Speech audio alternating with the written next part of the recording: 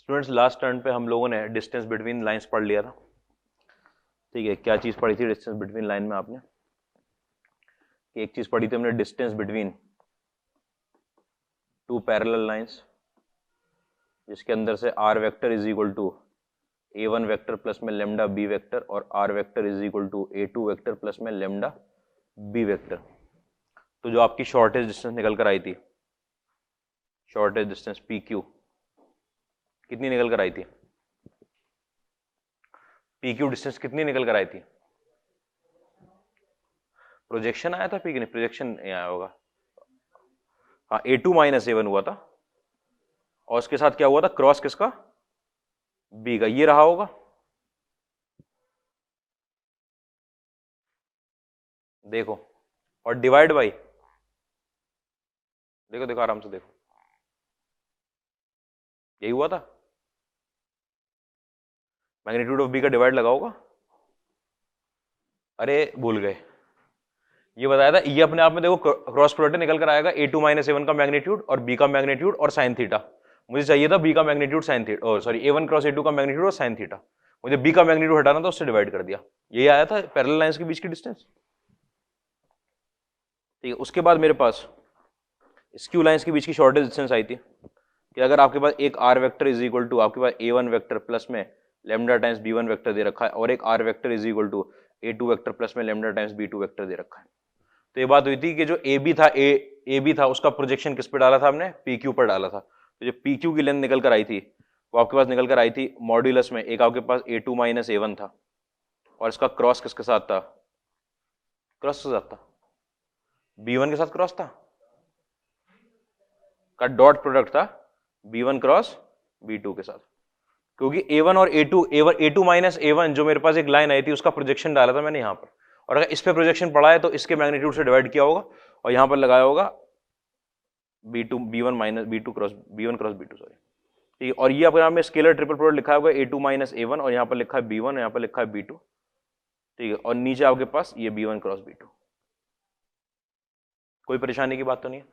एक तो ये फॉर्मूला देख लिया था शॉर्ट डिस्टेंस का, और एक मेथड देखा था कि आप क्या करो कि दोनों लाइन के ऊपर एक एक पैरामीट्रिक कोऑर्डिनेट मानो पी क्यू, दोनों क्या है? परपेंडिकुलर है। ये जो पी क्यू के डायरेक्शन रेशियो निकालो, पी क्यू परपेंडिकुलर होगा L1 के, पी क्यू परपेंडिकुलर होगा L2 के। लेमडा और बी में दो इक्वेशन निकल आएंगी और फिर वहां से पी निकल आएगा, क्यू डिस्टेंस निकाल लो, वहीं से इक्वेशन भी लिख सकते हैं। लेमडा और बी अलग अलग बिल्कुल। ठीक है, क्वेश्चन कौन सा देखा था हमने last?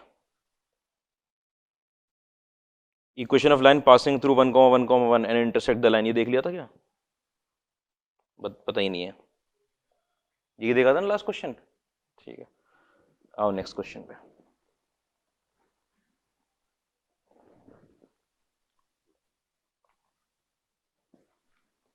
A line from origin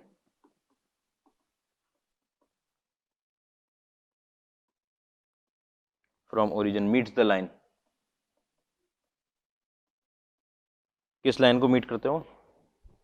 x minus 2 upon 1 is equal to y minus 2 upon minus 2 is equal to z plus 1 upon 1। ठीक है, एंड किसको मीट करेगा? x माइनस 8/3 है। अच्छा ठीक है, x minus 8/3/2 is equal to y plus 3 upon minus 1 is equal to z minus 1 upon 1 at p and q पे meet करता है। If p q is equal to d, p q की length d के बराबर है, then आपसे पूछा गया डी स्क्वायर की वैल्यू क्या? ठीक है, एक लाइन ओरिजिन से पास कर रही है और इन दोनों लाइन को कहां पर मीट करती है? पी और क्यू पर मीट करती है, मतलब इंटरसेक्ट करती है, और इंटरसेक्ट करती है तो शॉर्टेज डिस्टेंस 0 होगी। ठीक है, पी क्यू की वैल्यू डी दे रखी है तो डी स्क्वायर, मतलब डिस्टेंस का स्क्वायर पूछा हुआ है। इंटीजर में 4 होंगे आंसर, वो रूट में आता, मान लो √3 आ रहा है आंसर डी का, तो डी स्क्वायर चाहिए तो 3 आ जाएगा। ठीक है, a line from origin meets the line. देखो भाई, पहली बात ये जो लिखी है line from origin, let x minus 0/a is equal to y minus 0/b is equal to z minus 0/c, ये अपने आप में लाइन है L। ठीक है, ये कह रहे हैं कि कोई दो लाइन जा रही हैं, उसको मीट कर रही है ओरिजिन से जाने वाली लाइन। किस किस जगह पर, पी पॉइंट पे और क्यू पॉइंट पे, यहां मीट कर रही है। तो दिया फिगर में कि आपसे बोला है कि 0,0,0 से कोई लाइन जा रही है ओरिजिन से, वो इन दोनों लाइन को पी और क्यू पर मीट कर रही है। ठीक है, आपसे डिस्टेंस पूछी गई है, कैसे निकालूं डिस्टेंस? डिस्टेंस कैसे निकालूं? एक तो मुझे इस लाइन, देखो मुझे क्या क्या चाहिए, मुझे डिस्टेंस चाहिए। डिस्टेंस निकालने के लिए मुझे एबीसी शायद निकालना पड़ जाए, ये ए बी और सी। ठीक है, तो एक क्या लाइन है कि इन दोनों लाइन को इंटरसेक्ट करती हुई लाइन जा रही है, तो शॉर्टेज डिस्टेंस 0 आएगी। शॉर्टेज डिस्टेंस 0 किसके बीच में? ये वाली पहली वाली लाइन, कौन सी? इस लाइन के नाम लिख दूं। ठीक है, ये आपके पास एल है, यहां पर आगे L1 लगा, यहां पर L2 लगा है। ठीक है, तो L और L1 के बीच की शॉर्टेज डिस्टेंस 0। ठीक है, और L और L2 के बीच की शॉर्टेज डिस्टेंस 0। और शॉर्टेज डिस्टेंस 0 होने का मतलब ये है कि वो जो PQ आता है आपके पास, वो वाला, ये वाला PQ नहीं, फॉर्मूले वाला, वो 0 आ रहा है। मतलब कि scalar triple product A2 minus A1 और B1 B2 का वो स्केलर ट्रिपल प्रोडक्ट 0 आ रहा है, एक बार और दूसरी बार। करो, शॉर्टेज डिस्टेंस नहीं निकालनी, शॉर्टेज डिस्टेंस 0 करनी है। Since PQ intersects, since L intersects L1, this implies, आपको पता है कि ये scalar triple product A2 minus A1 यहां पर आएगा, B1 यहां पर B2, ये स्केलर ट्रिपल प्रोडक्ट 0 होना है। स्केलर ट्रिपल प्रोडक्ट के लिए पहले आपको A2 माइनस A1 लिखना है। भाई ये A2 माइनस A1 जो है, उसमें P के ऊपर का कोई पॉइंट बताओ। 2, 2 और -1, ये पॉइंट कैसे निकाला मैंने? अरे ये तो दे रखा है, L का पॉइंट तो ओरिजिन से पास कर रहा है, वो इक्वेशन जो दे रखी है उसके अंदर 2, 2 और -1, वहां से आपको पता चल गया इसका पॉइंट और इसका पॉइंट, A1 और A2 पता चल गए, इनका डिफरेंस निकाल लूंगा मैं, तो 2, 2 -1 ही आ जाएगा। ठीक है, तो आपको पता है ये तो डिटरमिनेंट बनने जा रहा है, ये 2, 2 और -1। ठीक है, उसके बाद आप यहां पर लिख लो ABC, या इधर लिख लो आप, कितना लिखोगे यहां पर? इसका डायरेक्शन रेशियो कितने पहली वाली लाइन 1 के, L1 के? 1 -2 और 1, 1 -2 और 1, और यहां पर मैंने लिख लिया A B और C, और ये डिटरमिनेंट की वैल्यू 0 आ रही है। यहां से ABC में एक इक्वेशन निकलेगी आपके पास।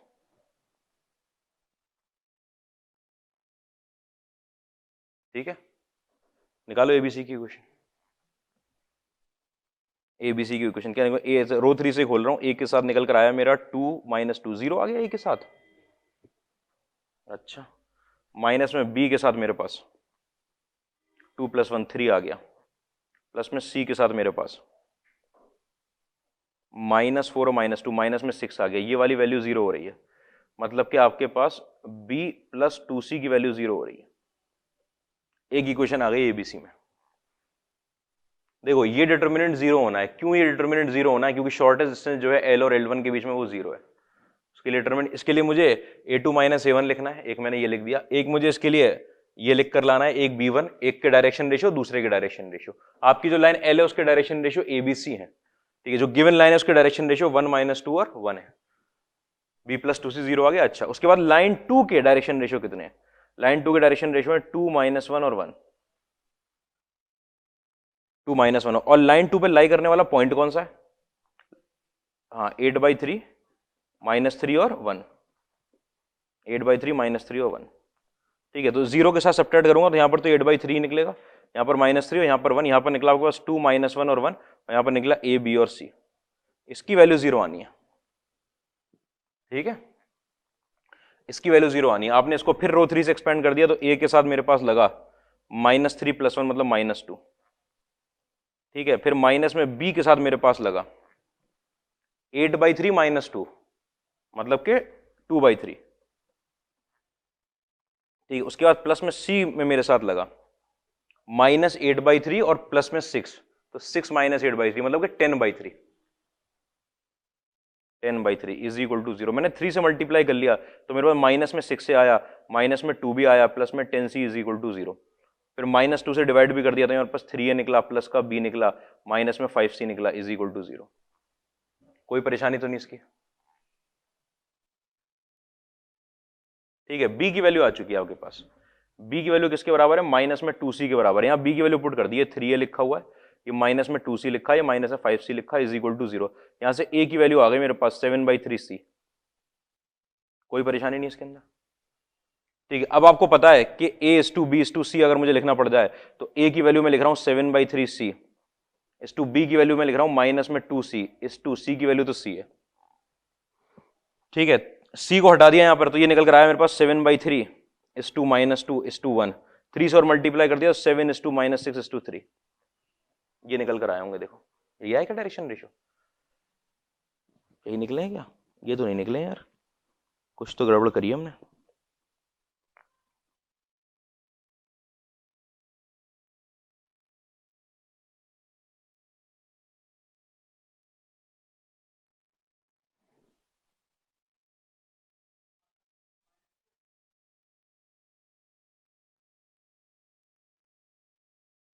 क्वेश्चन तो ठीक लिखा है, एक बार क्वेश्चन चेक कर लो बस, जो हमारी हमेशा की परेशानी है। सही है, क्वेश्चन तो ठीक लिखा है, सही निकाला होगा फिर। यहाँ कितना आया भाई, a+3b + 5c, अरे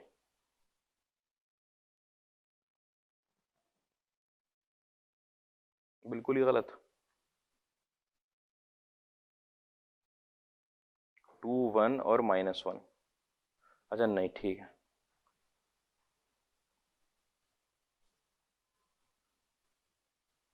अच्छा अच्छा ठीक है, कोई बात नहीं कोई बात नहीं, y-1 है वहां पर, ठीक है कोई बात नहीं, कोई बात नहीं है, ठीक है क्वेश्चन में कोई परेशानी नहीं है, ठीक है, उससे कोई फर्क नहीं पड़ना है आपके कॉन्सेप्ट पे, कॉन्सेप्ट पे कोई फर्क नहीं पड़ना, ठीक है। 7 - 6 और 3, ये आपके पास एबीसी आ गए निकल के, ठीक है, आपके पास एबीसी आ गया हुआ, लाइन की इक्वेशन x/7 = y/-6 = z/3 हो गई, ठीक है, ये लाइन की इक्वेशन हो गई। बताओ उसके बाद क्या करोगे?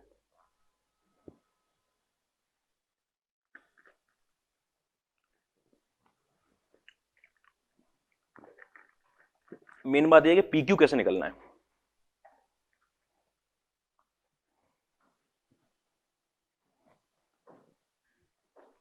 PQ कैसे निकलना है बताओ। हाँ बिल्कुल बिल्कुल, यही काम करना है एकदम।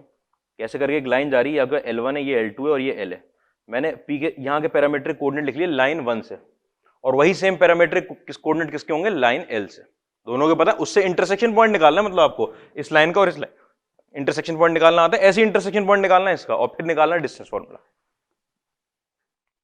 ठीक है आओ भाई, ठीक है, पी पॉइंट के कोऑर्डिनेट मैं लिखने जा रहा हूं, इसकी तरफ से कितना निकल कर आएगा मेरे पास, λ+2, और कितना निकल कर आएगा, ठीक है, -2 λ+2, और कितना निकल कर आएगा, λ-1। ठीक है, कोई परेशानी तो नहीं, इसको मैंने टी मान लिया, इसको मैंने टी मान लिया। इसके जो पैरामीट्रिक कोऑर्डिनेट जो एल से निकल कर आए पी के, ये पॉइंट पी जो है ये lies on L1 and L, दोनों पे लाई करता है, ठीक है। जो पी के पैरामीट्रिक कोऑर्डिनेट इसकी तरफ से निकल कर आए वो 7t माइनस में 6t, यहां पर 3t, ठीक है। आपको पता है कि पैरामीट्रिक कोऑर्डिनेट निकालने के बाद करते हैं ये दोनों पी के ही पॉइंट, अगर ये दोनों पी के हैं तो आपको पता है यहां से λ+2 की वैल्यू किसके बराबर हो जाएगी, 7t के, -2 λ+2 की वैल्यू किसके बराबर हो जाएगी, माइनस में 6t के, और λ-1 की वैल्यू किसके बराबर हो जाएगी, 3t के, ठीक है। λ+2 की वैल्यू 7t के बराबर होगी, यहां से t की वैल्यू निकल आएगी, t की वैल्यू मेरे पास है λ-1/3, मैंने यहां पुट कर दी, ठीक है। -2 λ+2 इज इक्वल टू -2 के साथ λ-1, ठीक है। तो -2 λ और -2 λ तो कट गए आपस में, यहां से तो वैल्यू नहीं निकली, हर वैल्यू के लिए सेटिस्फाई कर जाएगा, इधर पुट कर दो। λ+2 इज इक्वल टू 7 के साथ आपके पास λ-1/3, कितना निकल कर आएगा, 3 λ+2 इज इक्वल टू 7 λ-7, ठीक है। यहां से मेरे पास आ जाएगा 4 λ इज इक्वल टू 9, 4 λ की वैल्यू किसके बराबर आ जाएगी, 9 के, λ की वैल्यू किसके बराबर आ गई, 9/4 के, और λ की वैल्यू जैसे आप उठा के पुट करोगे आपको पी पॉइंट मिल जाएगा। λ+2 है ना, यहाँ पे क्या कह रहे हो, कहां पे 6 होगा, +6, 13/4, लेमडा की वैल्यू 13/4 आ गई, ठीक है। लेमडा की वैल्यू 13/4 क्यों निकाली, पी पॉइंट लिखना है हमको, पी पॉइंट लिखना, 13/4 + 2 कितना आएगा, 21/4, ठीक है। माइनस में 2 लेमडा, माइनस में 2 लेमडा का मतलब क्या हुआ, माइनस में 13/2 + 2 -9/4, -9/2 सॉरी, ठीक है, और लेमडा -1 का 13/4 -1 9/4। ठीक है, ये मेरे पास किसके कोऑर्डिनेट आए, पी के कोऑर्डिनेट आए। ठीक है, सिमिलर तरीके से आप क्या करोगे, क्यू के कोऑर्डिनेट निकालोगे। क्यू के कोऑर्डिनेट के लिए एल और L2 का इंटरसेक्शन पॉइंट निकालना है फॉर क्यू।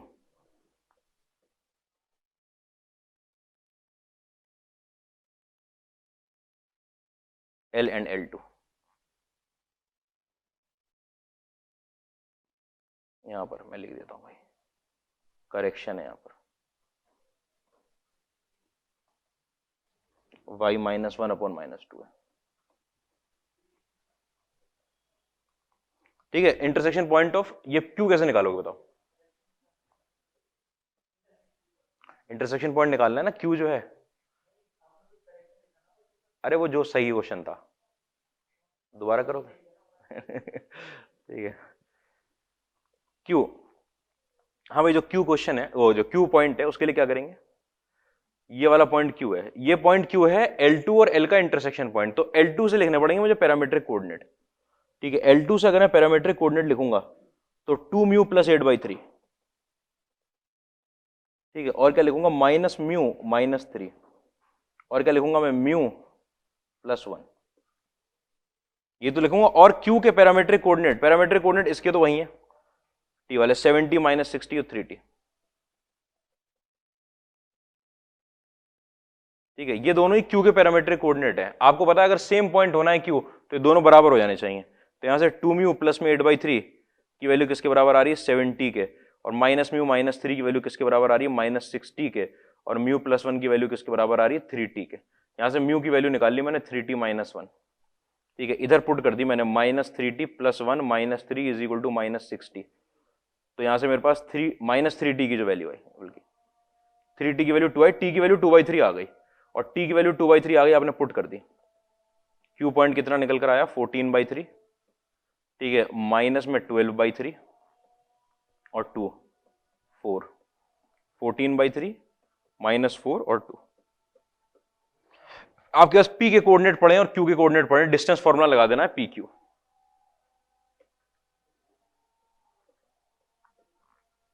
सॉल्व।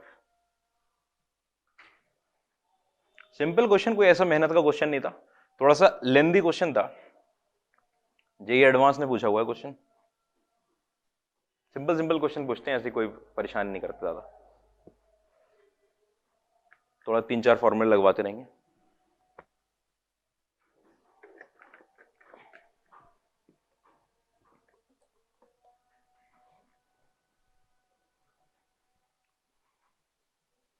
हो गया, कोई परेशानी है क्या, आगे बढ़ते हैं। अगला क्वेश्चन देखो, फ्रॉम अ पॉइंट P, कौन सा, लेमडा, लेमडा और lambda, perpendiculars PQ and PR are drawn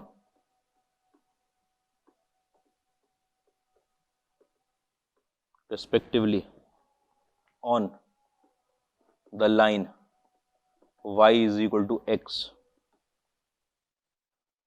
z = 1 and y = -x, z = -1। ठीक है, मैं इस लाइन के बारे में बताऊंगा आपको। इफ P is such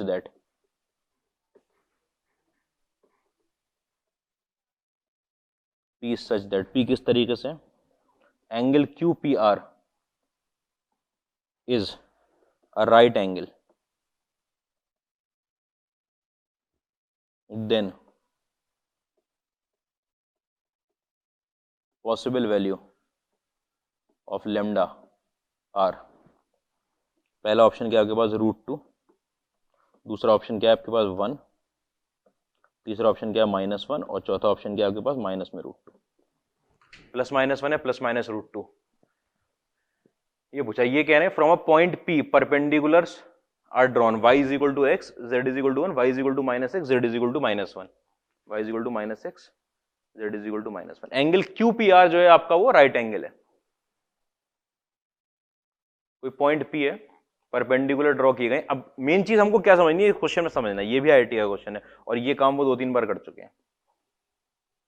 ठीक है। अपने आप में वैसे तो ये अनसिमेट्रिकल फॉर्म ऑफ लाइन है जो खूब आता है, अनसिमेट्रिकल फॉर्म ऑफ लाइन, ऐसा नहीं है कि वो कम आता है, unsymmetrical form of line JEE mains में तो बहुत आता है, ठीक, अनसिमेट्रिकल फॉर्म ऑफ लाइन, लेकिन वो इस तरीके का नहीं होता, वो असली अनसिमेट्रिकल फॉर्म होती है जो हम प्लेन के एंड में पढ़ेंगे। ये बहुत सिंपल अनसिमेट्रिकल फॉर्म है जिसके लिए आपको वो इतना बड़ा मेथड नहीं लगाना पड़ता कि उसके लिए प्लेन की पूरी इक्वेशन लगानी पड़े, आप आराम से सोचना।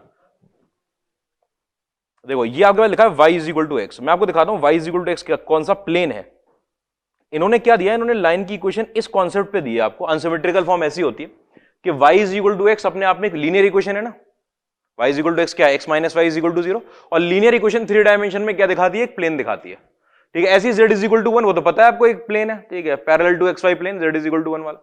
दो प्लेन का इंटरसेक्शन पॉइंट आपको क्या देगा, दो प्लेन का इंटरसेक्शन पॉइंट एक लाइन बना के देता है, ठीक है। अगर मैं दो प्लेन का इंटरसेक्शन पॉइंट ले लूं, एक प्लेन ये जा रहा है और एक प्लेन ऐसे जा रहा है, क्या बनकर आएगा होगा, लाइन। तो उस कॉन्सेप्ट पे इन्होंने लाइन की इक्वेशन दी है, तो ये कहलाती है अनसिमेट्रिकल फॉर्म। ये जो अनसिमेट्रिकल फॉर्म है, देखो y is equal to x का प्लेन ऐसे होता है वैसे, ठीक है, ये एक्स एक्सिस है और ये वाई एक्सिस है। अगर आपको y is equal to x की लाइन बनानी है तो आपको पता है वो ऐसे जाएगी, किसमें, एक्स वाई प्लेन में। और इसी को अगर मैंने प्लेन की तरह बना दिया तो वो प्लेन ऐसे जाएगा, ये है 3 में, ठीक है। उसके अंदर क्या है, ये y is equal to x की लाइन है, इस लाइन के ऊपर जो प्लेन खड़ा हुआ है ऐसे करके वो कौन सा हुआ, y is equal to x का प्लेन हुआ, z एक्सिस से पास करता हुआ जाएगा। अगर देखना चाह रहे हो तो ठीक है, तो y is equal to x का, उसमें z की y is equal to x का, ठीक है।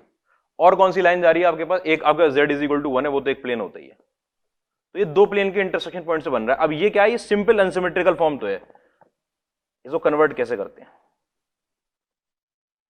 ठीक है। ये जो लिखा हुआ ये x is equal to y लिखा है, ठीक है। इसको मैं अगर मैं लिख दूं x minus 0/1 is equal to y minus 0/1 है कि नहीं है, ये ऐसे लिखा हुआ है ना। अगर ये ऐसे लिखा हुआ है तो आपको पता है, तो लाइन से दिख रही है, ये तो लाइन से दिख रही है, ठीक है, x में, लेकिन इसके अंदर z तो आ ही नहीं रहा, हमें तो z भी चाहिए होता है। तो ये जो z लिखा है ये z माइनस 1/0, ठीक, और इसके बराबर रख देंगे z माइनस 1/0। सबसे मुश्किल काम इसी को, ना तो आप सोचते नहीं हो कि हम नीचे 0 लगा दें, क्या हम क्या नीचे 0 लगा सकते हैं, बिल्कुल लगाओ 0, कोई परेशानी की बात नहीं है, ठीक है। कैसे वो इसके बराबर कैसे हो जाएगा, मैं आपको दिखाता हूं। अगर आपके पास x minus 0/1 is equal to y minus 0/1 is equal to lambda, ये बातें अच्छी नहीं लगती। देखो अब जो करने जा रहा हूं, ये लिखा हुआ है आपके पास, लिखा हुआ है z इज इक्वल टू 1, आपने लिखा z minus 1 is equal to 0, 0 के अंदर मैं कुछ ही मल्टीप्लाई कर दूं, आंसर फर्क पड़ेगा क्या ठीक है, आंसर फर्क पड़ता है क्या, अगर लेमडा मल्टीप्लाई कर दिया, यहां से आपने 0 का डिवाइड लगा लिया, ठीक है, z माइनस 1/0 किसके बराबर आ गया, लेमडा के बराबर उठा के यहां चिपका दिया,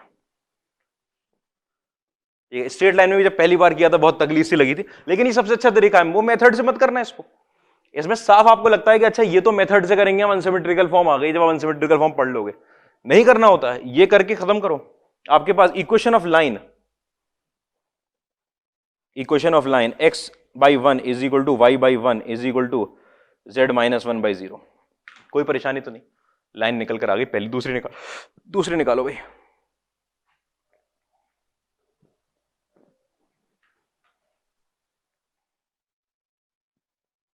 दूसरी लाइन की इक्वेशन,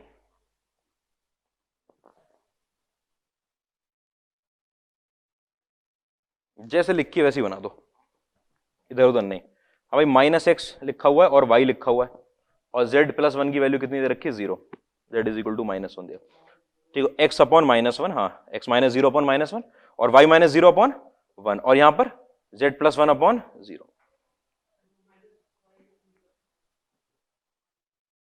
हाँ हाँ कर लो।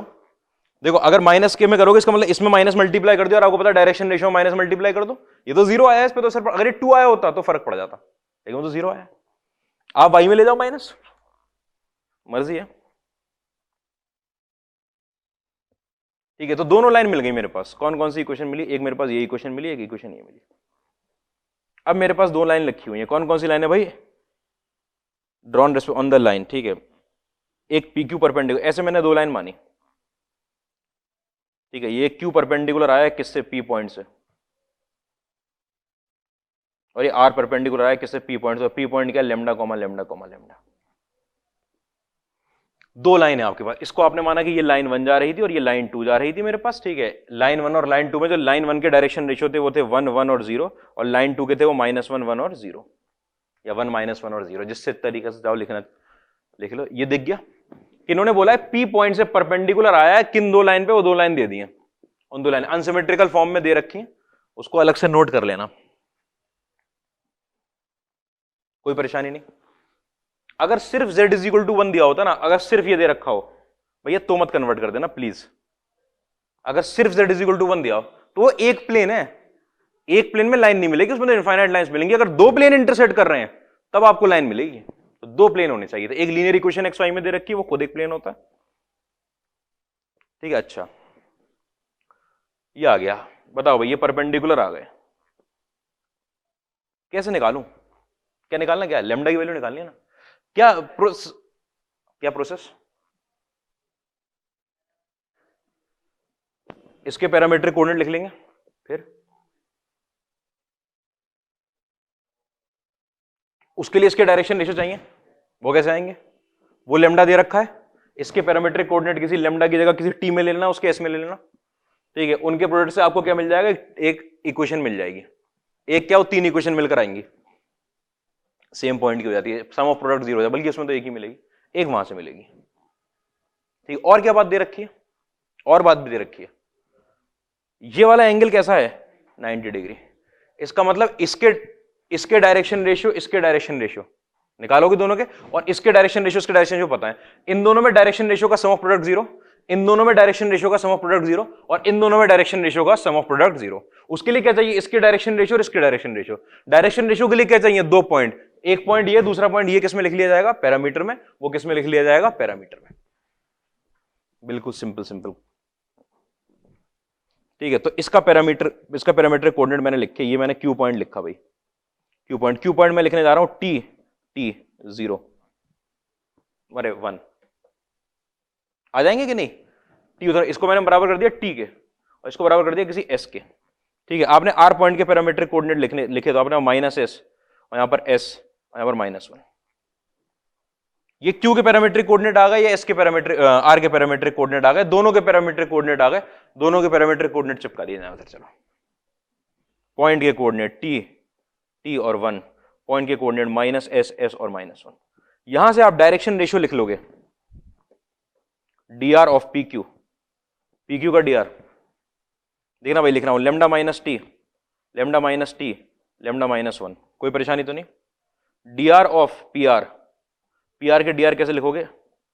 Lambda plus s, lambda minus s, lambda plus 1, कोई परेशानी तो नहीं? डायरेक्शन रेशियो, यही बात हुई थी कि डायरेक्शन रेशियो लिखने पी क्यू के, डायरेक्शन रेशियो लिखने पी आर के। क्यों लिखने हैं? क्योंकि इसका और उसका डायरेक्शन रेशियो का सम ऑफ प्रोडक्ट 0, इसका और उसका डायरेक्शन रेशियो का सम ऑफ प्रोडक्ट 0, और उन दोनों का डायरेक्शन रेशियो का सम ऑफ प्रोडक्ट 0।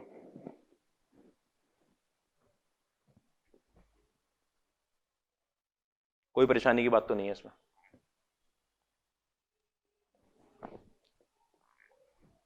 ठीक है। आपको डायरेक्शन रेशियो किसके, क्यू के पता है क्या?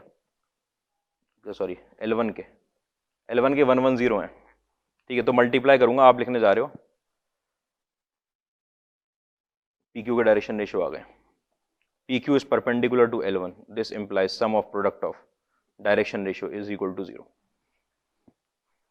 तो एक तो L1 के डायरेक्शन रेशियो है वो 1 1 और 0 है, तो 1 मल्टीप्लाई किया आपने PQ से, तो यहाँ आ गया लैम्डा माइनस टी, फिर 1 मल्टीप्लाई किया तो आ गया लैम्डा माइनस टी, फिर आपने 0 मल्टीप्लाई किया, हट गया, इसकी वैल्यू 0 आ गई। ये तो आया सम ऑफ प्रोडक्ट, यहां से lambda is equal to T आ गया, ठीक है। फिर आपको पता है और दूसरी चीज कि आपके पास PR जो है वो परपेंडिकुलर है L2 के। अगर PR L2 के परपेंडिकुलर है तो sum of product of direction ratio 0, और L2 के डायरेक्शन रेशियो -1 1 और 0 दे रखे हैं। इनको मल्टीप्लाई करोगे PR के डायरेक्शन रेशियो से, तो माइनस लैम्डा माइनस एस, ठीक है, माइनस लैम्डा माइनस एस, और 1 मल्टीप्लाई करोगे प्लस में लैम्डा माइनस एस, और 0 करोगे इससे तो हट जाएगा। इसकी वैल्यू किसके बराबर आ गई? 0 के। अरे S 0 आ गया यहां से, S की वैल्यू 0 आ गई, ये तो बहुत बढ़िया हो गया, ठीक है। 0 आ गई, S की वैल्यू, लैम्डा से लैम्डा कट गया, 2S की वैल्यू 0 हो गई, S की वैल्यू 0 आ गई, ठीक है। S की वैल्यू 0 आ गई, वो तब परपेंडिकुलर होंगे जब S की वैल्यू 0 आई। S की वैल्यू 0 भी होती है, एक पॉइंट तो होता है कोई। लैम्डा टी के बराबर आ गया एस जीरो के बराबर है। उसके बाद आपको पता है कि ये जो है पी क्यू वो परपेंडिकुलर है किसके, पी आर के। ये दोनों परपेंडिकुलर हैं तो sum of product of direction ratio इनका भी जीरो आएगा, इनका जीरो आएगा। भाई देखते हैं कितना आएगा, lambda minus T lambda plus S के साथ multiply, lambda minus T lambda minus S के साथ,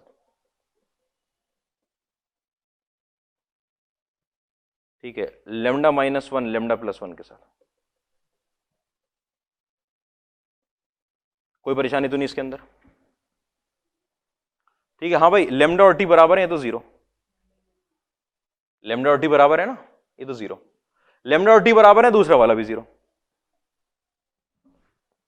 क्यों कर रहे हैं हम zero, since lambda is equal to T,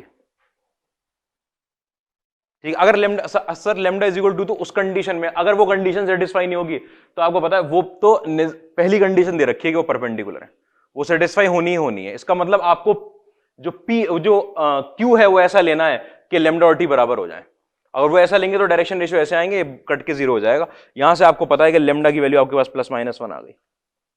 हाँ भाई प्लस वन ली जाएगी, माइनस वन ली जाएगी लेमडा की वैल्यू, या दोनों ली जाएंगी, क्योंकि मल्टीपल करेक्ट क्वेश्चन है, दोनों ली जाएंगी। उसके लिए चेक करना पड़ेगा, क्या चीज चेक करनी पड़ती है बताता हूं अभी। लेमडा की वैल्यू वन आ गई, लेमडा की वैल्यू वन रखते ये वाला जो पॉइंट बन गया, समझना एक, अरे बात समझो, लेमडा की वैल्यू वन के लिए चेक कर रहा हूं, लेमडा की वैल्यू, बहुत बढ़िया क्वेश्चन था ये इस मामले में। आपको पता है ये वाला पॉइंट जो था ये टी कॉमा वन था, और ये वाला पॉइंट जो पी था ये कितना था, lambda comma lambda comma lambda, ठीक। अगर आपने लेमडा की वैल्यू को वन रख दिया तो ये जो पी पॉइंट है ये वन कॉमा वन बन जाएगा, और ये जो क्यू पॉइंट है वन कॉमा वन बन जाएगा। ये दोनों पॉइंट क्या हो जाएंगे, सेम हो जाएंगे, ये दोनों पॉइंट सेम हो जाएंगे। आपको पता है पी से परपेंडिकुलर डाला गया यहां पर, ठीक है, ये हो नहीं सकता, ठीक है। उसके बाद अगर लेमडा अगर माइनस वन डाली तो माइनस वन और माइनस वन, ये पी बन जाएगा, और क्यू की वैल्यू आपके पास माइनस वन और ये अलग अलग है, तो इसका मतलब लेमडा की सिर्फ कौन सी वैल्यू ले सकते हो आप, माइनस वन, वो पॉइंट को मिला देगा आपके। जेई एडवांस का भाई खेल ऐसा है,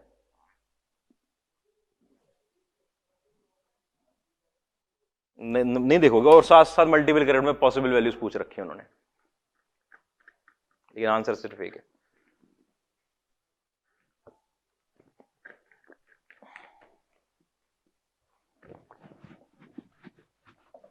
सेम पॉइंट होने से फर्क क्या पड़ता है, लेकिन सेम पॉइंट से हमने काट दिया, सेम पॉइंट होते तो क्या प्रॉब्लम आती है। आपको कौन सा एंगल चाहिए था, कौन सा वाला एंगल, क्यूपीआर। अगर ये एंगल 90 डिग्री दे रखा है, इसका मतलब ये दो अलग पॉइंट होंगे एंगल बनाने के लिए। भाई तीन पॉइंट लाई करेंगे ना जिनके लिए एंगल, वो दो पॉइंट रहेगा, सिर्फ एक पी और एक आर।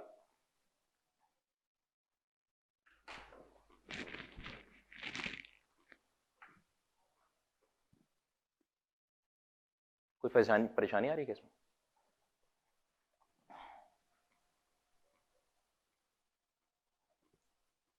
आओ अगले क्वेश्चन पे। Let L1 and L2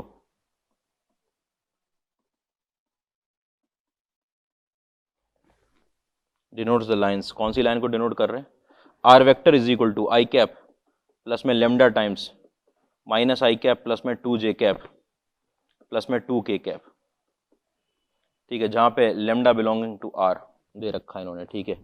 are vector is equal to mu और यहां पर 2i कैप माइनस में j कैप प्लस में 2k कैप, ठीक है। यहां पर म्यू भी बिलोंगिंग टू आर है, ठीक है। इस लाइन की क्या खास बात है,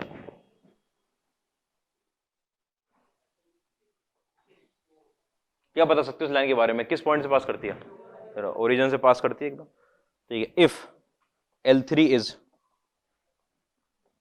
line which is perpendicular to both L1 and L2 and cuts both of them,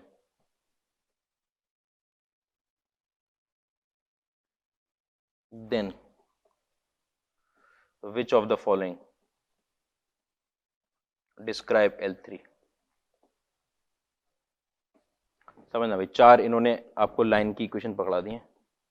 are vector is equal to 1/3 2i cap plus में k कैप प्लस में यहाँ पर दिया हुआ t 2i कैप प्लस में 2j कैप माइनस में k cap b।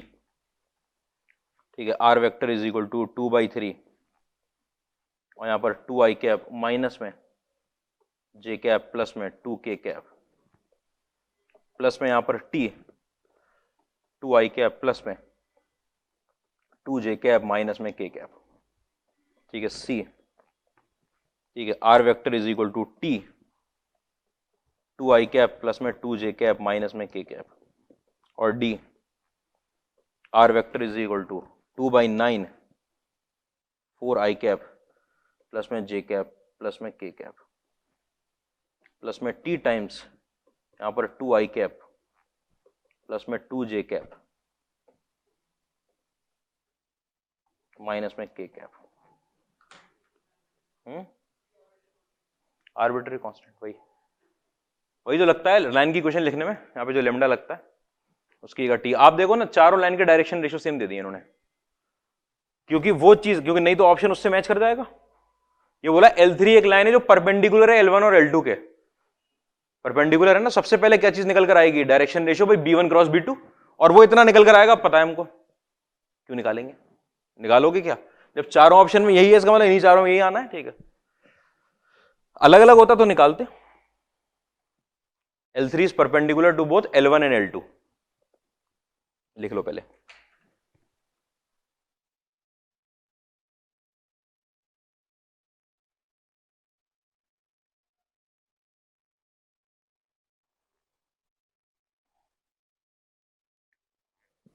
आपको दिया हुआ है कि L3 is perpendicular to L1 and L3 is perpendicular to L2। This implies, क्या इंप्लाई करता है कि B वेक्टर जो आपका डायरेक्शन रेशियो है वो बराबर किसके होंगे? B1 क्रॉस B2 के। B3 वेक्टर बराबर होगा B1 क्रॉस B2, इनकी डायरेक्शन में होगा। अब क्योंकि मुझे सारे ऑप्शन में डायरेक्शन रेशियो सेम दे रखा है, इसका मतलब मैंने मान लिया कि जो मेरा B3 वेक्टर होगा वो निकल कर कितना आ रहा होगा? 2i कैप प्लस में 2j कैप माइनस में k कैप। अब ऐसा नहीं है कि एग्जाम के दिन हम इसे करेंगे, उस दिन भी नहीं करना। अरे भाई चारों में सेम है, अलग थोड़ी आ जाएगा, आएगा तो एक भी ऑप्शन मैच नहीं करेगा, और वो तो आएगा ही आएगा B3। वो क्यों निकाला है कि अगर एक लाइन दो लाइन के परपेंडिकुलर है, L3 एक लाइन है जो L1 और L2 दोनों के परपेंडिकुलर है, तो L3 को कौन सी लाइन डिस्क्राइब करेगी? ठीक है, मैं एक बात समझाऊं आपको इसके अंदर। आप यहां से L3 की अगर इक्वेशन लिखने जाओ, L3 की इक्वेशन, तो मैं लिखूंगा किसी ना किसी पॉइंट अल्फा से तो पास कर रही होगी। ठीक है, डिवाइड बाय डायरेक्शन रेशियो कितना है? 2 y माइनस बीटा। ठीक है, यहां पर कितना दे रखा है? 2 इज इक्वल, यहां पर z माइनस गामा और डिवाइड बाय -1। ठीक है, इक्वेशन ऑफ लाइन L3, क्योंकि डायरेक्शन रेशियो आ चुके हैं उसके। इतनी बात। अब सुनो, आप कहोगे लाइन L3 जो है वो दोनों के परपेंडिकुलर है। मान लो ये मेरे पास L1 जा रही थी, L2 जा रही थी। ठीक है, L3 एक लाइन आती है जो दोनों के परपेंडिकुलर हो जाती है। ऐसे करके दो लाइन जा रही हैं, मान लो वो स्क्यू लाइंस होती हैं, एक L3 लाइन आ सकती है दोनों के परपेंडिकुलर हो जाए, कोई परेशानी की बात नहीं। अच्छा, अगर कोई लाइन दोनों के परपेंडिकुलर है तो आप ये कहते हैं कि इस लाइन की डायरेक्शन रेशियो अगर निकाल ली जाए और इसके डायरेक्शन रेशियो मुझे पता है, तो सम ऑफ प्रोडक्ट 0 आएगा। इसके डायरेक्शन रेशियो भी मैं निकाल रहा था क्योंकि इस पॉइंट को मैं मान लेता कि ये तो पैरामीट्रिक कोऑर्डिनेट है इसका। अगर मुझे L3 पे कोई और पॉइंट दिया होता, अगर L3 पे कोई और पॉइंट दिया होता, अगर मुझे L3 पे कोई पॉइंट दिया होता यहां पर, तो मैं इसका और इसके पैरामीट्रिक कोऑर्डिनेट का डायरेक्शन रेशियो निकाल रहा था और डायरेक्शन रेशियो का सम ऑफ प्रोडक्ट 0 कर देता यहां पर। ऐसे यहां से डायरेक्शन रेशियो निकाल रहा था, सम ऑफ प्रोडक्ट 0 कर देता। ये सब बातें हो सकती थी, बात समझना। क्या L3 पे कोई पॉइंट दे रखा है क्या आपको? वैसे तो L3 पे 4 पॉइंट पकड़ा दिए भाई, ये पॉइंट ही तो है ना L3 के। ठीक है, या तो इन चारों को चेक कर लो, ये भी तरीका है कि आप इन चारों को चेक कर लाओ। ठीक है, ये एक तरीका हुआ। नहीं तो आपको पता है कि L1 एंड L2 को अगर L3 कट कर जा रही है तो जो शॉर्टेस्ट डिस्टेंस होगी L1 और L2 के बीच में वो कितनी होगी? 0। और जो सॉरी L1 और L3 के बीच में शॉर्टेस्ट डिस्टेंस L3 और L2 के बीच में वो भी 0। यहां से पता चलती है बात, शॉर्टेस्ट डिस्टेंस का ये काम आता है निकल के कि since L3 cuts both L1 and L2, this implies shortest distance between L1 and L3 is equal to 0 और shortest distance between L2 and L3 वो भी कितना होगा? 0।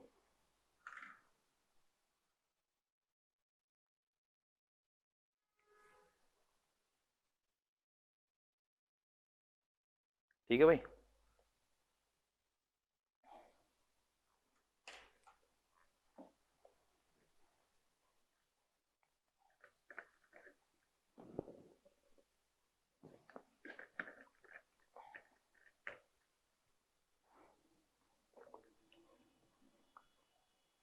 इतनी बात में परेशानी नहीं होगी। पहली बात तो मैं इसमें बात समझाऊं आपको। आप शॉर्ट डिस्टेंस किसके बीच में निकालोगे? L1 और L3 के बीच में, और L2 और L3 के बीच में। एक मेथड, चलो इस मेथड से करते हैं पहले, फिर मैं समझाता हूं और क्या सोचा जा सकता है। अगर कुछ और सोचे तो बताना। आओ भाई, ये वाली लाइन जा रही है मेरे पास L1, ये वाली लाइन जा रही है मेरे पास L3। L3 के डायरेक्शन रेशियो अभी निकल कर आए 2, 2 और -1। ठीक है, L1 के डायरेक्शन रेशियो कितने आए हुए हैं? L1 के डायरेक्शन रेशियो कहाँ गया? -1, 2 और 2, -1, 2 और 2। ठीक है, L1 किससे पास कर रही है लाइन? L1 किससे पास कर रही है? आयोड, बस यहां से 1, 0, 0, इससे तो पास कर रही है L1। अच्छा, L3 किससे पास कर रही है? अल्फा बीटा गामा से। देख लो आराम से। शॉर्ट डिस्टेंस को 0 करना है, इसका मतलब A2 माइनस A1 करना है एक तो, A2, और उसका डॉट लेना है किसके साथ? क्रॉस प्रोडक्ट के साथ, क्रॉस प्रोडक्ट के साथ। लो भाई,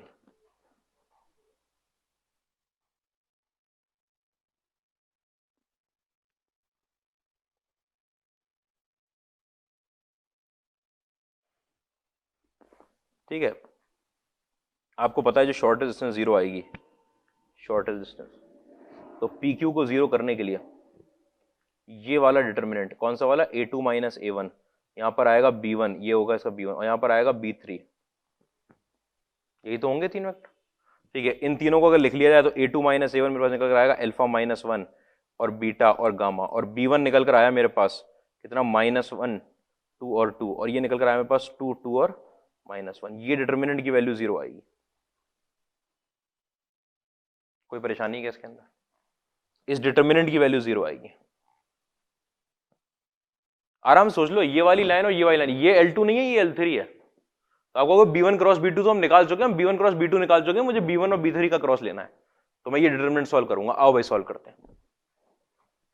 ठीक है, यहां पे लिखा आपने अल्फा -1 के साथ मल्टीप्लाई होता है वो -2 और -4 मतलब कि -6, माइनस में बीटा लिखा 1 -4 मतलब कि -3, प्लस में गामा लिखा -2 और -4 मतलब कि -6 इज इक्वल टू 0।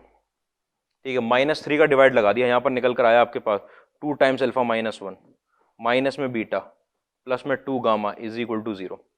यहाँ 2 alpha minus beta plus 2 gamma is equal to 2। एक इक्वेशन निकला है अल्फा बीटा गामा में। कोई परेशानी है क्या इसके अंदर? ठीक है, दूसरी इक्वेशन निकालो, सॉल्व करो, क्या कर क्या रहे हो? ये अभी तुमसे नहीं हो रहा है क्वेश्चन, ठीक है, अभी तो फ्रेश है, नहीं जा रहा। जब भैया IIT में आएगा तो क्या होगा? ऐसी क्वेश्चन आता है जी एडवांस, ये जे एडवांस का क्वेश्चन है, ये भी IIT का ही क्वेश्चन है। ठीक है, बड़ा वो नहीं है, बहुत ज्यादा कॉन्सेप्ट नहीं उसके अंदर, आपको छोटी छोटी चीज पता है, आप उससे कर सकते हो। ठीक, उसके बाद दूसरा वाला, दूसरे में आपको पता है कि ये L3 जा रही है, ये L2 जा रही है, 90 डिग्री का एंगल है भाई, ये L2 और ये L3।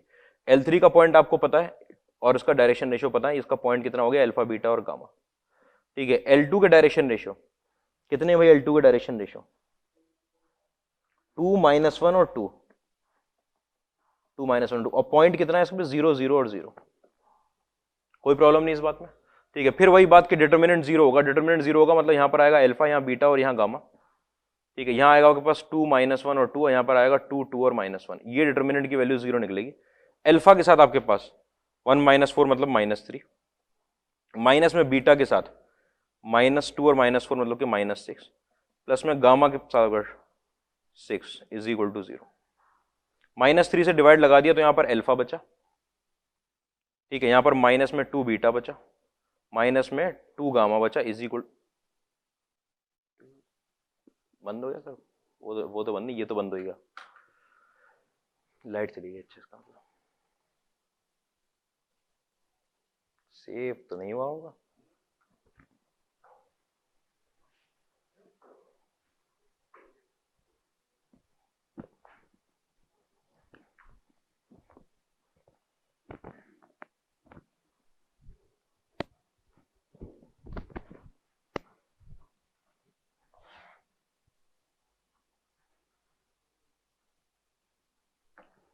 हाँ भाई क्या देखा था, गामा के साथ कितनी वैल्यू आई थी 4 6 इज इक्वल टू 0, मतलब यहाँ से निकल कर आया था alpha -2 beta -2 gamma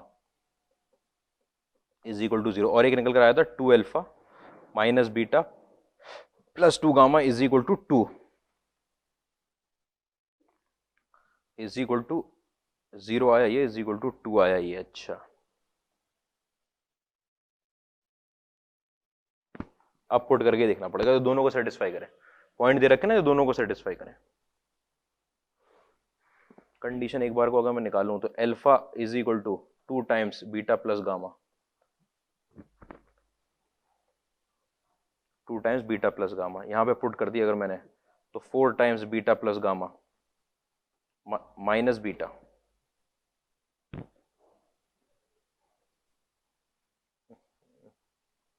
exact size नहीं आ रहा,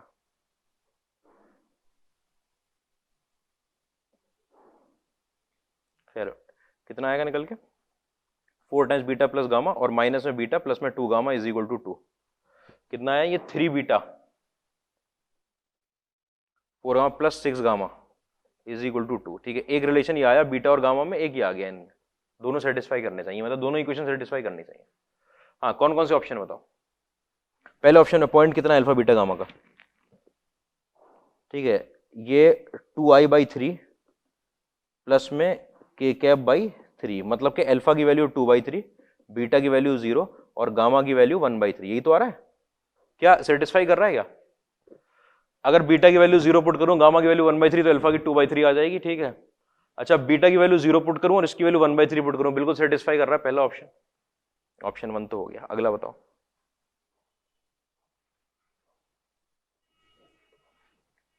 अगला वाला है 2/3, और देखते हैं अगला वाला ऑप्शन क्या है आपके पास, 2 आई क्या 4/9, क्या 9 लिखा है 3 लिखा है, 9 ही लिखा है ना मैंने यहाँ पे भी, 2/9 है यहाँ पे भी ऑप्शन में, 2/9। ठीक है, तो 4/9 आया और क्या आया मेरे पास, माइनस में 2/9 आया और यहाँ पर 4/9 आया। ठीक है, आओ देखते हैं अल्फा बीटा गामा की वैल्यू सेटिस्फाई कर रही है क्या। अगर ये वैल्यू मैंने बीटा की पुट करी और वो वैल्यू मैंने गामा की पुट करी तो 2/9 आएगा, इंटू 2 4/9 आ जाएगा, बिल्कुल उसको तो सेटिस्फाई कर रहा है। ठीक है, इसको भी सेटिस्फाई कर रहा होगा, ये माइनस में 2/3 आएगा। ठीक है, तो और ये कितना आएगा मेरे पास 2 इंटू 4 8/3, 6/3 2, सही है, दूसरी भी सेटिस्फाई कर गई, बहुत बढ़िया। तीसरा बताओ, ए भी हो गया ऑप्शन, बी भी हो गया ऑप्शन, फिर बताओ सी नहीं है, 0 0 0 सेटिस्फाई नहीं कर रहा। तीसरा क्या, अच्छा ये इस पे नहीं सेटिस्फाई करेगा। ठीक है, तो तीसरा सेटिस्फाई नहीं कर रहा, तो सी आपका नहीं हुआ। ठीक है, डी बताओ। डी ऑप्शन में क्या दे रखा है आपके पास, 8/9, 2/9 और 2/9, ये है ना अल्फा बीटा गामा, 8/9 2/9 और 2/9। हाँ भाई, अगर वहां पे 2/9 टू 4/9 टू 8/9 उधर को सेटिस्फाई कर गया अल्फा के साथ, बीटा और गामा पे अगर यहाँ पे 2/9 आया मतलब कि 2/3 आया और यहाँ पर 4/3 आया मतलब 6/3 2, बिल्कुल सही है, डी भी सेटिस्फाई कर रहा है, डी भी सेटिस्फाई कर रहा है, बहुत बढ़िया। इतनी बात में कोई परेशानी नहीं, लेकिन आंसर हमारे पास है क्या ये, हाँ तीनों ही है। ठीक है, तीनों ही है, तीसरा सी नहीं है, ए बी और डी। तो तरीका समझ में आया क्या करना है, कि आपको ये नहीं था कि पूरे पूरे अल्फा बीटा गामा की वैल्यू निकालनी है, चार ऑप्शन में से चूज करना है, तो उसमें जो दो इक्वेशन आई दोनों में सेटिस्फाई कर रहे हैं पॉइंट, हमने चूज कर लिया। बात समझना इसके अंदर, और इसके अंदर आप और क्या कर सकते थे, कि आपके पास क्या दे रखा है, क्या गिवन है भाई, एक लाइन दो लाइन के परपेंडिकुलर जा रही है, ऐसे ऐसे सेम लाइन है। ठीक है, ऐसे करके एक लाइन जा रही होगी, ऐसे करके एक लाइन जा रही होगी, ये परपेंडिकुलर लाइंस।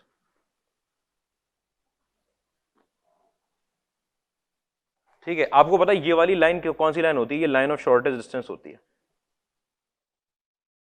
कब,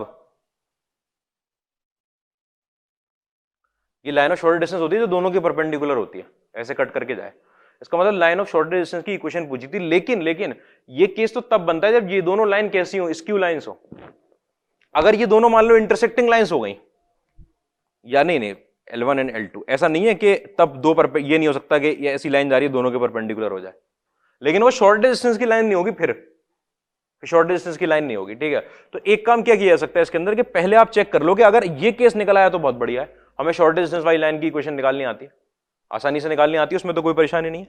ठीक है, तो आपने क्या किया, यहां पर इसको चेक कर लिया पहले। अच्छा, लाइन का नेचर चेक करना है, मतलब अगर मैं लाइन का नेचर चेक करने जाऊं तो जो आपकी L1 और L2 नाम की लाइन है वो स्क्यू आनी है। आपको पता है पैरेलल है क्या? वो पैरेलल तो बिल्कुल नहीं, 1/2 2/1 के बराबर तो आएगा नहीं। ठीक है, पैरेलल तो नहीं है। अब क्या उसके बाद क्या चीज चेक करनी होती है कि आपका इंटरसेक्शन पॉइंट तो नहीं आ रहा है। इंटरसेक्शन पॉइंट के लिए पैरामीट्रिक कोऑर्डिनेट लिख लिए जाए। पैरामीट्रिक कोऑर्डिनेट कितना निकल कर आएंगे, -λ + 1, 2λ और 2λ, और ये वाली वैल्यू बराबर हो जाएगी आपके पास 2μ -μ और 2μ के। ठीक है, यहां से मेरे पास λ = μ आ गया, lambda is equal to mu. अच्छा, यहां से लैम्डा की वैल्यू म्यू के बराबर आ गई, और यहां पुट किया अगर मैंने तो 2λ इज इक्वल टू -λ + 1, यहां से लैम्डा की वैल्यू मेरे बराबर आ गई 1/3 के। इसका मतलब म्यू की वैल्यू 1/3 आ रही है। कहां से? मैं तीसरे में कर रहा हूं पहले, अगर तीसरे में सेटिस्फाई कर दिया तो कितनी आ रही है? हाँ देखो, नहीं ठीक है, लैम्डा की वैल्यू बहुत बढ़िया, लैम्डा की वैल्यू 0 निकालो, आओ, कोई परेशानी की बात ही नहीं है। तुम इसमें सेटिस्फाई करवाना चाह रहे हो कि 2λ की वैल्यू किसके बराबर, -μ के बराबर, मतलब -λ के बराबर। इसका मतलब λ is equal to 0, lambda is equal to 0 तो म्यू इज इक्वल टू 0। क्या वो इधर सेटिस्फाई कर रहा है? इधर सेटिस्फाई नहीं कर रहा। और आपको पता है दो इक्वेशन है जो निकल कर आती है लैम्डा और म्यू की वैल्यू, अगर वो तीसरी में सेटिस्फाई ना करे तो लाइन स्क्यू होती है। अगर लाइन स्क्यू हो गई तो ये जो PQ नाम की लाइन है, ये स्क्यू लाइंस पता चल गई। ठीक है, तो जैसे ही आपको ये पता चला कि ये दोनों लाइंस स्क्यू हैं, आपको पता चल गया ये लाइन ऑफ शॉर्ट डिस्टेंस की इक्वेशन पूछिए, equation of line of short distance, equation of line of short distance, यही तो पूछा है ना, और वो लिखना हमको आती है, वो हम सीख चुके हैं। दूसरा तरीका ये होता है करने का। ठीक है, ये मेथड 2 है। ठीक है, उसके लिए पहले क्या चीज चेक करनी है आपको, नेचर। अगर ये आ गया तो नहीं लगा पाओगे, लेकिन अगर वो आ गया तो लगा लोगे उसमें। मैंने बहुत तेजी से नेचर चेक कर दिया। अब क्या कोई परेशानी तो नहीं है इसमें कि नेचर दो इक्वेशन, दो तरफ से आप लैम्डा और म्यू की दो इक्वेशन निकालोगे। ठीक है, वो उनका जो आंसर आएगा वो तीसरी में सेटिस्फाई करना चाहिए इंटरसेक्शन पॉइंट के लिए। नहीं कर रहा सेटिस्फाई, इंटरसेक्ट नहीं कर रही लाइन। और स्क्यू होती है, स्क्यू में एक ही लाइन जाती है जो दोनों के परपेंडिकुलर होती है। वो लाइन कौन सी होती है? शॉर्टेस्ट डिस्टेंस की। तो इन्होंने equation of line of shortest distance पूछी थी आपसे।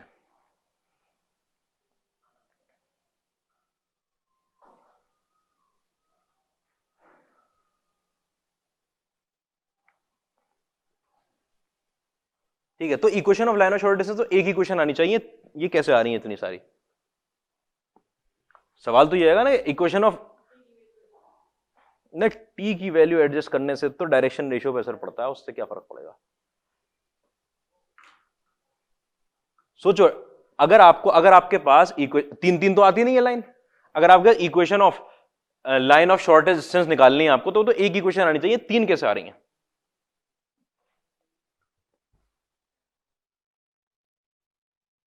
ठीक है, मैं समझाता हूं कैसे आ रही है।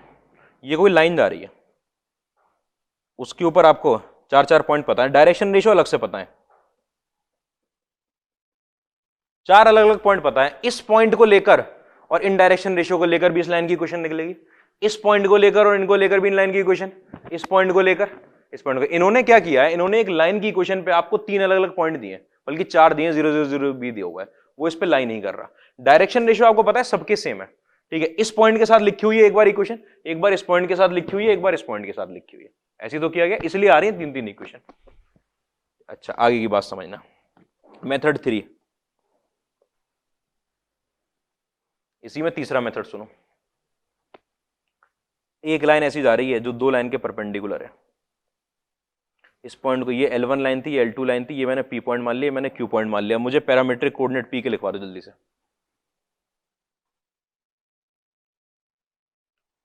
तुम लिखवा पाओगे।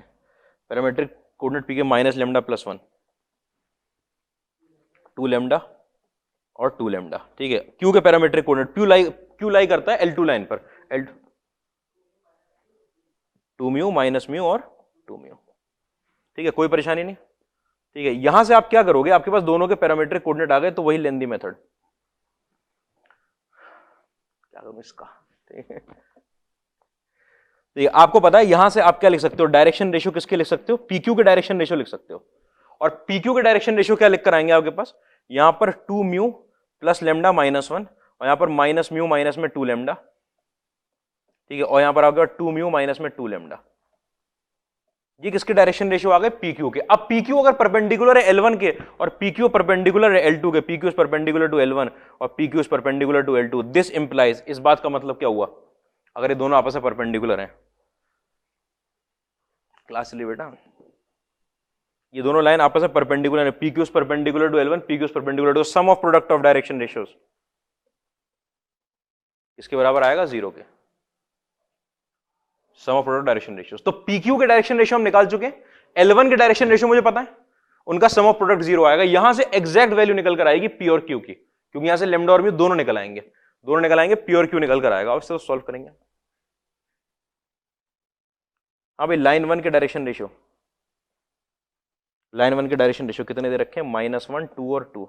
लाइन 2 के डायरेक्शन रेशियो कितने दे रखे हैं, 2, -1 और 2। आपके पास, आपको हर तरीके से सॉल्व करना आना चाहिए क्वेश्चन, ठीक है। तो पहले वाले मल्टीप्लाई करूंगा मैं, -1 जब यहां मल्टीप्लाई करूंगा तो माइनस साइन के साथ 2 म्यू प्लस लेमडा -1, फिर प्लस में 2 मल्टीप्लाई करूंगा, प्लस में बल्कि ऐसे -2 टाइम्स म्यू प्लस 2 लेमडा, फिर क्या मतलब 2 मल्टीप्लाई करना, प्लस में 2 टाइम्स 2 म्यू माइनस में 2 लेमडा, ये sum of product of direction ratio 0,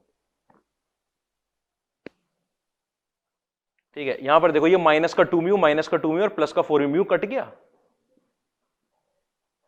बहुत गड़बड़ सी लग रही है इसी बात में, कैंसिल हो गया, म्यू हट गया भाई, ठीक है। अच्छा, लेमडा, ये माइनस लेमडा आया, वहां से माइनस का 4 लेमडा आया, वहां से भी माइनस का 4, -4 और माइनस में 9 लेमडा आ गया, बहुत बढ़िया, माइनस में 9 लेमडा इज इक्वल टू, ये 1 निकला होगा, is equal to -1 is equal to, तो लेमडा की वैल्यू किसके बराबर आ गई आपका, 1/9 के बराबर आ गई, कोई परेशानी नहीं। अच्छा, लेमडा की वैल्यू 1/9 के बराबर आ गई। अरे अगली तो देखो, फिर आपको पता है कि अगर ये परपेंडिकुलर है L2 के, तो सम ऑफ प्रोडक्ट यहां भी 0 होगा, सम ऑफ प्रोडक्ट यहां पर 0 होगा, तो देखो क्या क्या मल्टीप्लाई होगा, 2 मल्टीप्लाई होगा आपके पास 2 म्यू प्लस लेमडा -1 से, ठीक है, फिर -1 मल्टीप्लाई होगा आपके पास माइनस म्यू -2 लेमडा से, ठीक है, फिर 2 मल्टीप्लाई होगा आपके पास 2 म्यू -2 लेमडा से, और इसकी वैल्यू 0 आएगी, सम ऑफ प्रोडक्ट 0। तो देखो 4 टाइम्स तो आया म्यू, और प्लस म्यू 5 म्यू आया, और वहां पे 4 म्यू, 9 म्यू आ गया, 9 टाइम्स म्यू। लेमडा कितनी बार आया, 2 बार आया, फिर 2 बार आया, 4 बार हो गया, और माइनस में 4 बार आ गया, लेमडा हट गया, लेमडा कट गया, बहुत बढ़िया। -2 निकला, वो इधर चला गया, इज इक्वल टू 2, तो म्यू की वैल्यू कितनी आगे निकल के 2/9 आ गई। बात समझ रहे हो, आपका लेमडा की वैल्यू भी आ गई, आपके पास म्यू की वैल्यू भी आ गई, आपको पी पॉइंट पता है कितना भाई, P point minus lambda plus, बताओ कितना लिखो, 8/9, 2/9 और 2/9, बहुत बढ़िया। क्यू की वैल्यू बताओ,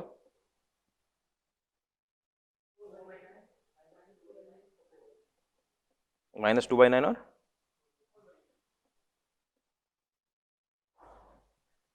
ठीक है। अच्छा, इस पॉइंट को लेकर अगर मैंने लाइन की इक्वेशन लिखी, ध्यान समझना, इस पॉइंट को लेकर लिखने जा रहा हूं लाइन की इक्वेशन, लाइन का ही तो पॉइंट है PQ लाइन का, ये आपके पास P पॉइंट आया, ठीक है, और अब इसके डायरेक्शन रेशियो कितने हैं वो हम पहले ही बता चुके हैं, अरे शुरुआत में निकाले थे ना, ऑप्शन में दे रखा है,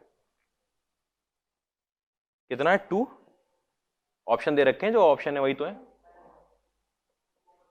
2, -1। अच्छा, पॉइंट P आपको पता है, आपसे अगर कोई इक्वेशन लिखवा ले तो आपको पता है 8/9 के साथ i कैप, प्लस में 2/9 के साथ j कैप, प्लस में 2/9 के साथ k कैप, ठीक है, और प्लस में आपके पास यहाँ पे t टाइम्स डायरेक्शन रेशियो वो कितने हैं आपके पास, 2 2 और 1, 2 2 और -1। ये तो ठीक है, ये तो सेम है। क्या ये कोई इक्वेशन दे रखी है क्या? यहां से क्या कॉमन आ जाएगा, 2/9 बाहर निकल आएगा ना, यहां से 2/9 बाहर आ जाएगा, क्या निकल कर आएगा, 4i कैप प्लस में j कैप प्लस में k कैप। ये दे रखा है क्या, ये डी ऑप्शन दे रखा है, एकदम एग्जैक्ट निकल कर आया। सिमिलर तरीके से अगर आप क्या रख दोगे यहां पर, वो रख दोगे q, अगर q रख दोगे तो यहां बनेगा 4/9, यहां -2/9, एक 2/9 बाहर आने के बाद एक 2 बाहर, यहां 2/9, यहां होगा 2 और यहां होगा माइनस और यहां होगा 2, ऐसा है क्या कोई, यहां 2 या माइनस और 2, ठीक है, 2 पॉइंट तो आ गए। तीसरा पॉइंट क्या होगा, वो कैसे निकलेगा, अगर 2 पॉइंट ऐसे निकला, तीसरा पॉइंट कैसे निकालोगे अगर मैं ऐसे जाता तो?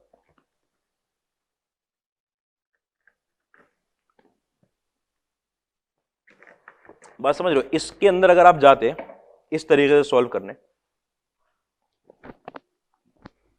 मैं इस तरीके से सॉल्व करने गया, ठीक है, लाइन की इक्वेशन लिखने जा रहा हूं, कुछ भी लाइन की इक्वेशन लिखो, एक पॉइंट पी आ गया, एक पॉइंट क्यू आ गया, आपको पता है लाइन पे लाई करने वाले आपको 2 पॉइंट मिल गए और मल्टीपल करने में आप 2 से बहुत सेटिस्फाई हो जाओगे कि भाई 2 मिल गए, तीसरा कैसे निकालेंगे, ठीक है। तो तीसरा पॉइंट अगर इस तरीके से सॉल्व कर रहे हो तो ऐसा तो है नहीं फिर वापस मेथड से सॉल्व करोगे कि अल्फा बीटा गामा में कोई रिलेशन लेकर आओगे और पुट कर करके देखोगे, तो कैसे निकालोगे तीसरा पॉइंट? सोचो ना, 2 पॉइंट आए अभी मेरे पास और मेरा तीसरा पॉइंट भी आंसर है, वो कैसे निकलेगा? कोई डायरेक्शन रेशियो का भी फर्क नहीं है कि एक सर वो प्रोपोर्शनल है, कोई दिक्कत नहीं है, पॉइंट सेम है, तीसरा पॉइंट कैसे निकलेगा? ठीक है, अगर आपके पास लाइन की इक्वेशन ऐसे लिखी है तो ये क्या बना हुआ, x - 8/9 upon 2 is equal to y - 2/9 upon 2 is equal to z - 2/9 upon -1, ये तो बना हुआ है।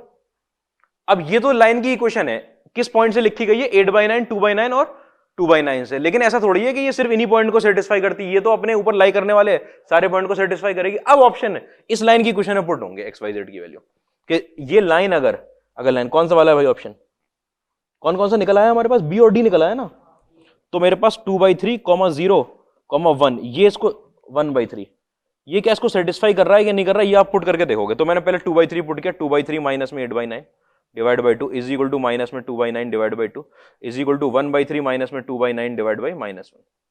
आपको देखना है क्या ये तीनों बराबर आ रहे हैं, लाइन की इक्वेशन सेटिस्फाई हो रही है, कितना आएगा निकल के, माइनस में 2/9 माइनस 4/9 ये आ जाएगा, माइनस में 1/9 इधर, तो ये भी माइनस में 1/9 आ गया, और वो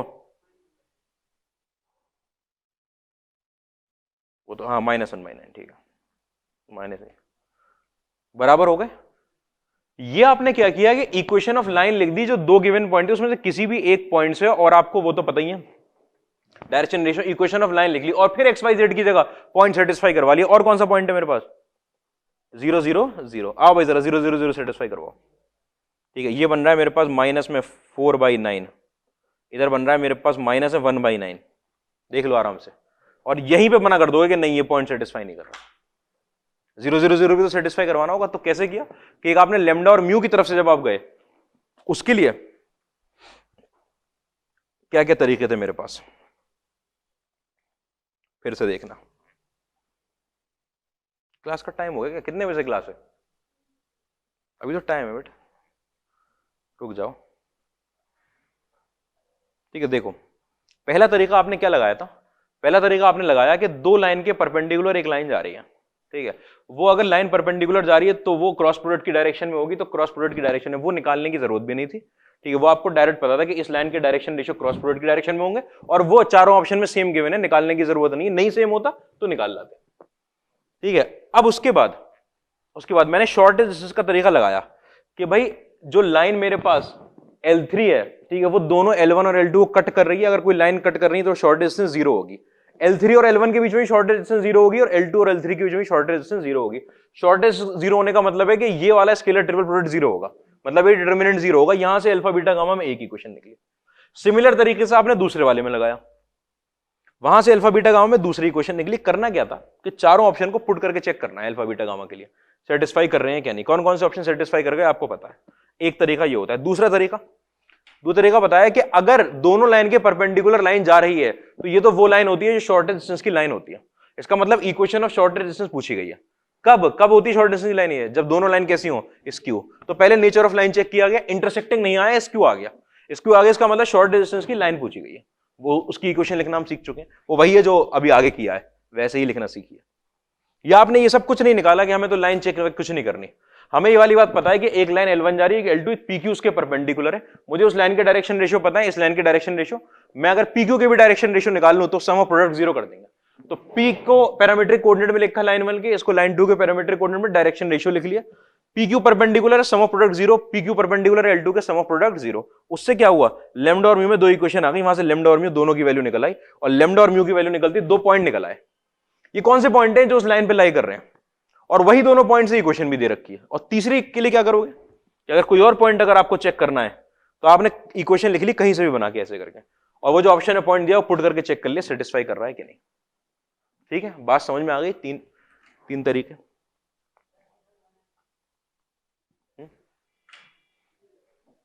थ्री नहीं, वो अच्छा है, सारी बात उसमें देखो, इसके अंदर फॉर्मूला नहीं याद करना, उसके लिए शॉर्टेज वाला फॉर्मूला। ठीक है, तो मैं तो बिना फॉर्मूले के चलना ज्यादा पसंद करता हूं। ये वो जल्दी निकलवाएगा, वो सबसे जल्दी निकलवाएगा आंसर पहला वाला जो है, कम इक्वेशन है, ऑप्शन पुट करके चेक करना है। लेकिन बेस्ट मेथड के लिए मैं इसलिए नहीं, क्योंकि अगर आप फॉर्मूले पे बहुत ज्यादा डिपेंड करने लगोगे तकलीफ होने लगती है थोड़ी सी। आओ